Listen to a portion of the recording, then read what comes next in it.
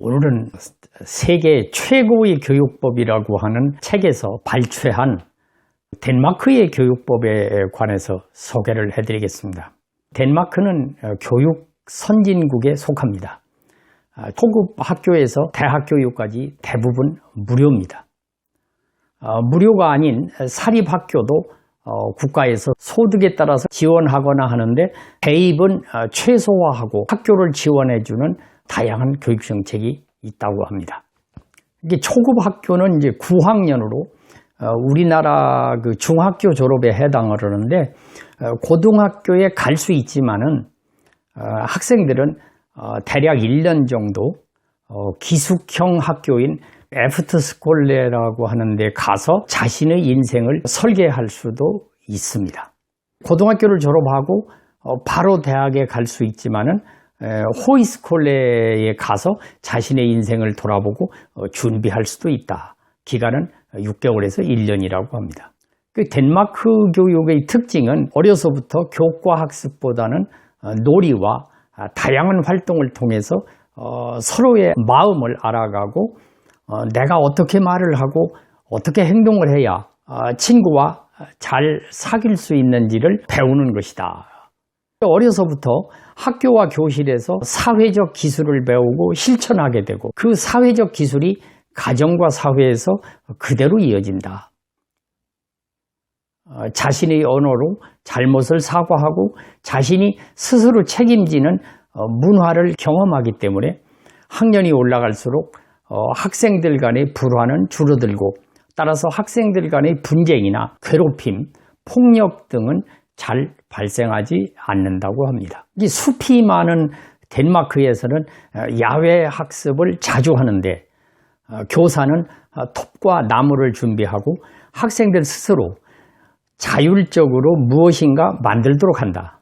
그러면 창의력도 생기고 이런 경험들은 나중에 사회활동을 할 때 잘 활용이 된다고 합니다. 애프터스콜레를 하는 1년 기간에는 주로 자기가 해보고 싶은 종목을 골라서 배우는 기간을 갖는데 예를 들면은 체조라든지 발레라든지 축구 학교라든지 오케스트라 학교라든지 유럽 전역을 여행하는 학교 등 다양한 분야의 일들을 직접 배우고 경험한다. 그러니까 중학교를 졸업한 사람이 고등학교에 직접 가지 않고 애프터스콜레를 1년 동안 하면서 자기 장래의 방향을 설정하고 자기 취미생활을 해보고 이러한 경험을 쌓게 한다는 것입니다. 그러니까 애프터스콜레에서는 학습 능력을 향상시키는 목적이 아니라 인생에 대한 배움, 인문학적 교양, 민주사회의 일원이 되는 교육을 중요시한다. 애프터스콜레 그 기숙사에서는 식사를 할 때 음식을 세팅하고 청소를 하는 공동체 생활을 경험하도록 합니다. 여기서 성장하면서 갖추어야 될 덕목과 사회적 기술을 배우고 연습할 수 있다.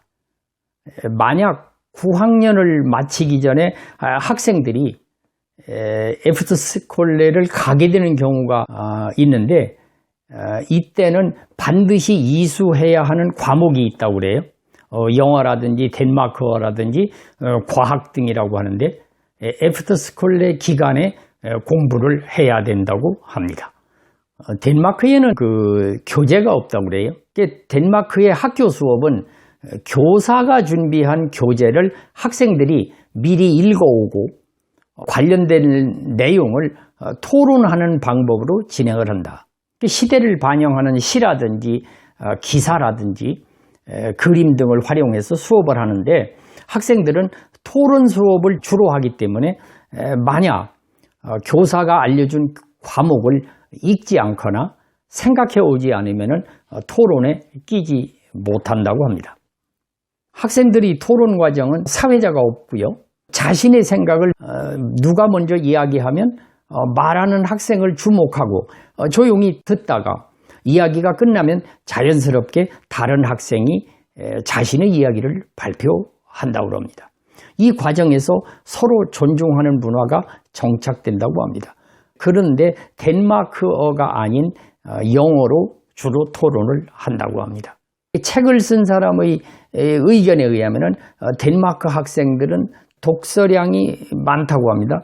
독서뿐만 아니라 자기 생각을 쓰고 부족한 부분은 책이나 검색을 통해서 공부한다고 합니다. 만약에 공부를 게을리하면 식견이 부족하고 또 토론에 참여할 수 없으니까 자율적으로 공부를 많이 하고 있는 것이 아닌가 이렇게 느꼈다고 말하고 있습니다. 덴마크의 교육은 다름을 인정한다는 것이다. 덴마크에서는 갓 태어난 아이도 존중한다. 물론 우리도 존중하죠. 자신의 생각대로 되지 않는다고 화를 내거나 선택을 강요하지 않는다. 이런 풍토는 감옥에까지 이어진다고 합니다. 덴마크는 우리와 좀 다른데 전체 과목의 절반 정도가 열린 과목의 형태로 운영한다고 그래요. 죄수도 학교나 직장에 갈 수 있고 저녁 7시까지 감옥으로 돌아오면 된다. 닫힌 감옥에서 모범을 보이면 열린 감옥으로 이동을 하는데 전체 형량 중 우수한 생활을 하는 경우에는 감형 신청을 할 수가 있고 인정을 받으면 감형을 해준다. 열린 감옥에 옮긴 후에 단계적으로 가족과 만나는 형태를 누려간다. 이런 제도에 대해서 일부에서는 죄수들에게 너무 관대하게 대한다. 이거를 반대한다. 이런 사람도 있다고 합니다. 그러나 덴마크 정부는 형기를 마친 사람이 사회에 나왔을 때 결국 다른 사람들과 함께 살아야 하는데 죄수들이 사회에 잘 적응할 수 있도록 교화를 하는 것이 좋은 정책이라고 판단하고 있다고 합니다. 덴마크 학교에서는 스스로 또 더불어 또 즐겁게라는 키워드를 실천한다. 스스로는 자신의 삶의 주인공으로 살자, 선택하자, 책임도 자신의 몫이다. 또 더불어는 우리 함께 살아야 된다. 공동체에 필요한 의사소통 기술과 사회적 기술을 배우자. 또 즐겁게는 즐기자. 주인공으로 자신의 삶을 즐겁게 살자. 즐겁게 도전하자. 덴마크 교육은 독서, 글쓰기, 토론을 중요시한다. 독서는 부족한 내용을 찾아보자. 스스로 책을 선택하고 즐겨 읽자. 글쓰기는 자신의 생각을 글로 쓰는 습관을 기르자. 글을 쓰는 근육을 기르자. 토론은 자신의 생각을 자신의 언어로 자신 있게 얘기하자. 친구의 이야기를 주의 깊게 듣자. 결론적으로 덴마크 교육의 첫 번째는 교과목이 따로 없고 교사가 지정하는 과목으로 공부한다는 것입니다. 두 번째는 독서와 글쓰기와 토론을 통해서 학생들 스스로 공부를 하고 평가를 받는다는 것입니다. 세 번째는 중학교를 졸업하고 고등학교 가기 전에 1년 정도 에스터 스콜레에 가서 인생을 설계하고 자율적으로 자기가 해보고 싶은 것을 할 수 있도록 한다는 것입니다. 또 고등학교를 졸업하고 대학 가기 전에는 호이스콜레에 가서 진로를 숙고하고 장래를 스스로 설계하는 이런 것은 참으로 놀라운 제도라고 아니할 수 없습니다. 우리는 시험을 보기 위해서 공부를 하고 그것도 모자라서 학원에 가서 공부를 합니다. 주입식 교육에다가 시험은 사지현 선다형으로 보게 되니까 지식도 얕고 창의력도 별로 없습니다. 공부는 많이 했어도 사회에서 더불어 살아가는 지혜를 배우지 못합니다. 항상 1등을 향해 달려야 하고 모든 학생들이 경쟁 관계에서 이겨야 하는 대상이다 보니까 이런 교육제도가 과연 올바른 것인가 이런 생각을 하게 됩니다. 오늘은 교육의 선진국이라고 할 수 있는 덴마크 교육을 살펴봤습니다.